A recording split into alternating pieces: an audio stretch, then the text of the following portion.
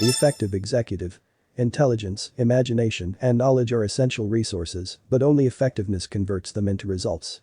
By themselves, they only set limits to what can be attained. There is more to achieving goals than intellectual capability. In The Effective Executive, Peter Drucker teaches us how to master the skill of effectiveness, an essential skill for an executive to develop. An executive is someone who gets things done, a leader. Developing leadership skills is useful whether you head a large organization or only manage yourself. Effectiveness is getting the right things done, not wasting time on things that are not working. There is no correlation between intelligence, creativity or personality traits with the ability to be effective. We are not naturally effective, it is a learned skill. Drucker explains in detail how to do certain things to become effective. Of all the actionable ideas in this book, prioritizing stood out as a skill I continuously develop. Setting priorities seems easy, there are many possibilities that would bring positive results. For instance, there are thousands of charities worthy of our donations, but we have a limited amount of money to give. There are also countless great books to read, but the time it would take to read them would span several lifetimes. Often we end up making quick and convenient decisions that fill our time and budget, but we get mediocre results. How do we make the best choices? The big idea. Concentrate time, effort and resources. The need to concentrate is grounded both in the nature of the executive job and in the nature of man. Several reasons for this should already be apparent. There are always more important contributions to be made than there is time available to make them. Drucker considers concentration the secret to effectiveness if there is one. He is referring to optimizing performance by concentrating time, effort, and resources. He says the secret to getting things done is doing them one at a time. He acknowledges people work in different ways, but to accomplish more and get it done faster we need to focus. It is more effective to block our time instead of multitasking. Once one task is complete, priorities may change, so the next priority should be set after achieving the current objective. When we concentrate and reduce our list of 10 things to one, it forces us to disregard the attractive but useless pursuits. It bolsters our courage to choose what is meaningful and pursue that opportunity. Drucker suggests thinking of the future instead of the past, focusing on opportunities instead of problems, following your own direction instead of the popular direction, and aiming high instead of choosing the safe and easy thing to do. Our perceptions can be deceiving. He says it is usually just as risky and uncertain to make the safe choice and do something small as it is to do something big and new. I think it is sometimes less risky to try something big and new, especially when the small safe choices have had suboptimal results. If we do not have the courage to step outside our comfort zone, we cannot know what is possible. Then we lose the possibility, big or small, and we are stuck with the same results we always get. Our loss is greater if we chose not to take a bigger risk because the rewards for success are also greater.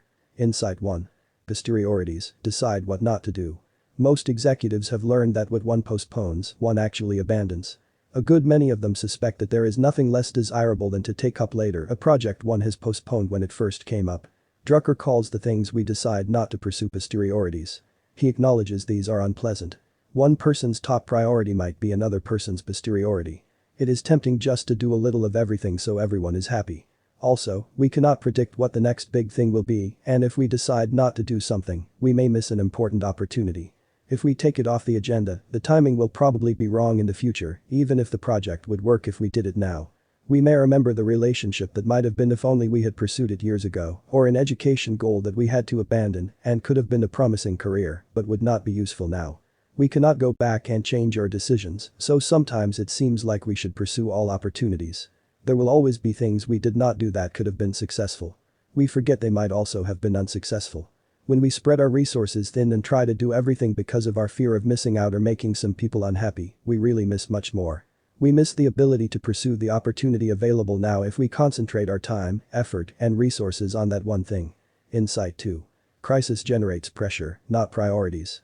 If the pressures rather than the executive are allowed to make the decision, the important tasks will predictably be sacrificed. Typically, there will be no time for the most time-consuming part of any task, the conversion of decision into action. Success comes from getting things done, not from having a great plan. Without action all the time, effort and resources that went into the plan are for nothing. Often yesterday's crisis imposes on our priorities, and we postpone today's work, which means we will not get the results we want tomorrow. When we let pressure from a crisis divert our concentration from our priorities, they become posteriorities. When we abandon a project, we might not begin again because the time of relevance has passed. Crisis generates pressure that is immediate, urgent, visible and focused in the past. Often crisis is internal, within an organization or individual, it is not observable from the outside and often not in touch with reality. It overshadows reality where the results happen, where things are relevant, and where the opportunity for the future is. Successes come from not letting crisis control and distort our priorities. The new year is approaching, and it is traditionally a time to set goals and priorities. Drucker talks about deciding to do something or deciding not to, but never making a half decision. When we decide to do something, we do it in spite of the inevitable crisis that begs for our attention. Decide there is never a better time to take action and make consistent progress. The competition will never disappear. We do not need to wait for a new idea to cash in on. There are many unique ways to approach old ideas for better results. We can take advantage of the strengths and resources we already have. Decide not to give in to fear. Decide to concentrate our time, effort, and resources on pursuits we know have value. When we know we have a valuable goal, it is easier to communicate it to others. When everyone's goals are in line, the synergy of the team generates more value and better results than any one of the individuals is capable of alone. If you work alone, create an alliance of supporters who share your vision. They are your team. Most importantly, decide to take action and concentrate your effort on your goal.